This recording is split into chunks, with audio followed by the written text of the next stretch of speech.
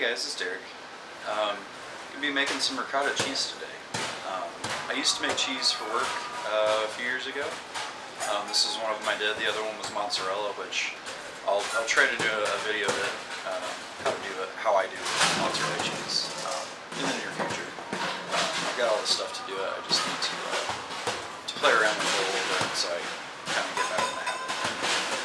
But as far as ricotta goes, pretty easy, pretty straightforward. You don't need anything terribly special. You need milk and then something acidic. It can be lemon juice. Probably don't want to use lime juice, but it would work. I'm going to be using vinegar because that's what I have on hand right now. You can go ahead and use citric acid. That's a pretty popular way of acidifying stuff for cheese making. But it's really easy, really simple, and let's get started. Okay, to get started, you need a pot of some kind. I'm using this because it's big enough to hold the amount of milk that I'm doing. I'm going to be doing about half a gallon of milk today. Pretty close to half a gallon anyway. If you have like a stock pot or whatever, that works too. This is a cast iron Dutch oven. But whatever you have available that can hold, a gallon or more, or in this case half a gallon, will work. When you're heating up the milk, you want to heat it up gently. You don't want to just turn it to high and walk away from it, because you'll scald the milk and it won't work as well. So what we're going to do now, I'm going to add the milk, and I'm doing about half a gallon. You can do a gallon if it's easier for you. You can do a quart, just whatever you want. It's been long enough, I can't quite remember how much ricotta I got per gallon. So this will be a little bit of a surprise for everybody.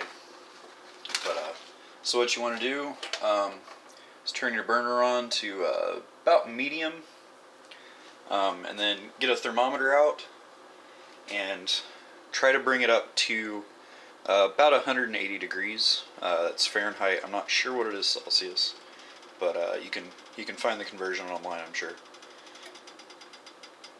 Bring it up to 180 degrees, and then at that point I'll be adding the vinegar. So I'm going to turn off the camera and wait for this to come up to temp, and we'll be back.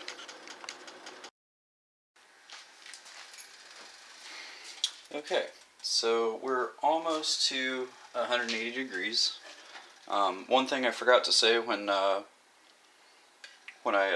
initially started this is every few minutes you want to go through and just give it a quick stir. Sometimes it the curd tries to stick to the bottom. When you're heating this up, I think you can kind of see it, it'll start to develop a little bit of a skin on the top, and the same thing's kind of happening with the bottom, so you want to stir that so the bottom doesn't burn, because then you get kind of a burnt flavor and it's not as good. But yeah, I think you can see from the video, it's kind of steaming a little bit, but not much. You're getting a little bit of foam on the top. But beyond that, it's not, you don't want bubbles, you don't want it to simmer, you don't want it to boil, you just want it to foam just like this. So yeah, you can kind of see the foam on the spoon.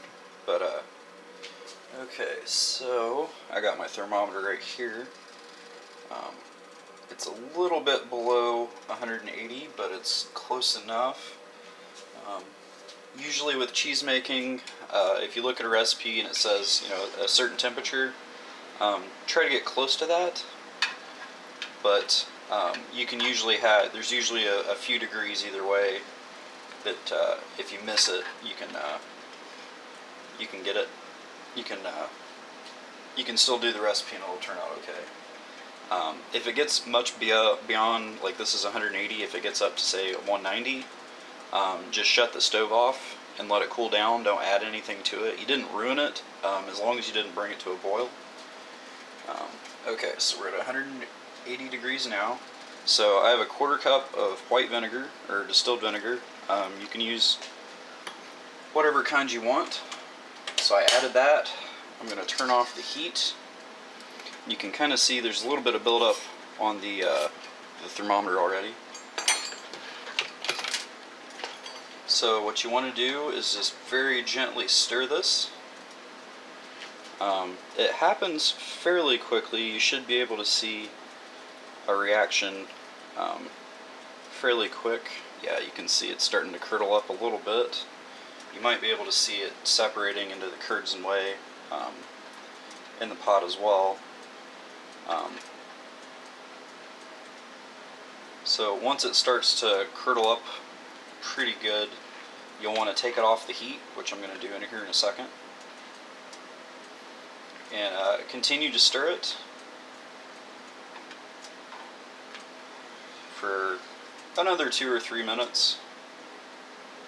So yeah, you can see it's starting to, see that's the curd, and then this is eventually going to be whey. The whey is going to be kind of a yellowish green color, because all the white that's in the milk is going to separate out and become the curd. So I'm going to turn the camera off real quick so I can move this and move the camera and everything. Be right back. Okay, so I've got this. I'm still stirring it a little bit.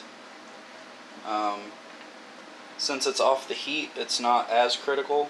You want to get it off the heat so it doesn't, when the curd separates, it'll bunch up like this, and then after a little bit it'll sink to the bottom, so you want to get it off the heat so it doesn't burn. But yeah, as you can see, it's changed quite a bit. The time it took me to move the camera was under a minute. So once this gets going, you kind of want to stay on it. Stir this a little bit longer, and then I'm going to put the lid on it and let it sit for 5-10 minutes, just to kind of let it separate out a little bit more. And that'll help. You'll get a better yield for doing your ricotta if you let it sit, but you don't want to let it sit too long, because then the curd will firm up and it'll get kind of rubbery.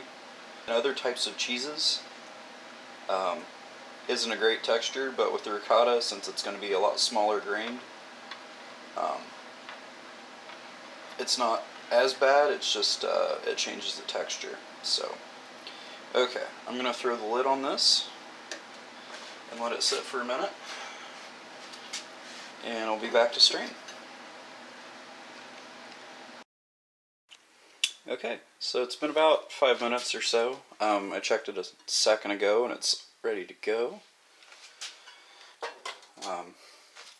As you can see, it's separated really well. I was worried that I might have to add a little bit more vinegar to it, but it didn't look like I needed to. So the white part is the curd, and then I think you can kind of see it. It's kind of a yellowish green tinge to it, is the whey. And this step is separating the curds and the whey. So pretty straightforward. You just get a strainer. Move this a little closer. There we go. And throw it in here. You don't have to use cheesecloth for this if you don't want to. I've done this enough that a fine mesh strainer is usually more than enough. There will be a few little teeny tiny cheese particles that make it through and stay in the way, but you can't really do much about that. And if they're that small, they're probably going to be harder, like I mentioned before, and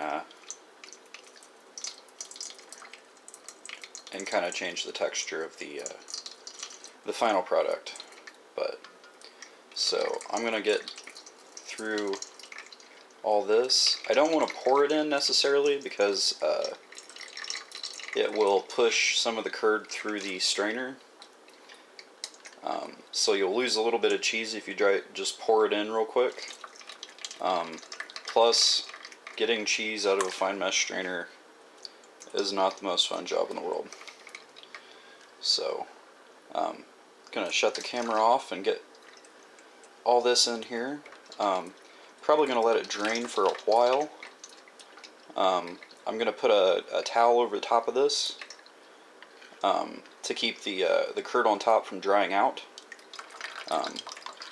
And I'll probably come through and very, very gently stir it and kind of move the curd around to make sure all the whey is leaving.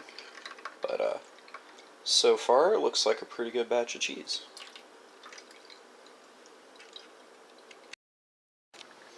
Alright, so got it drained out.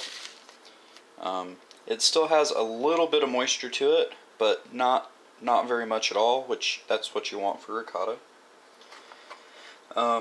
At this point, you can add whatever you want to it. I've done garlic and chives in the past. This time I'm just going to keep it simple and just add some salt. You can add onion powder, you can add, if you want to make it kind of a sweeter, maybe like a dessert type thing, you can add different stuff to it that way. But at this point it's effectively done. Or the cheese itself anyway. Just going to add some, this is kosher salt that I put in my herb mixer to grind it up. You want a really, really fine grained salt for any type of cheese. It distributes throughout the cheese a lot better, and you end up with a better product. When you're doing stuff with cheese, one thing you want to avoid is iodized salt.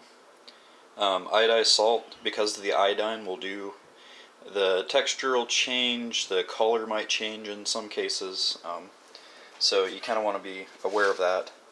But yeah, so just got to mix it in, make sure it's good and mixed. There's not really a good gauge for how much salt you want to add. Just add it to taste. Like, I just mix some in. I'm going to taste it here in a second and see if it needs more, and just kind of go from there. It largely depends on what kind of milk you're using. I just used milk from the grocery store. There wasn't anything special about it. Just regular whole milk. You can use skim milk for this if you want. It can't be ultra pasteurized, but beyond that, you can use pretty much whatever. Okay, so it needs a little bit more salt, but it's very close, and that's how you do ricotta. So, hope you liked the video, and until next time.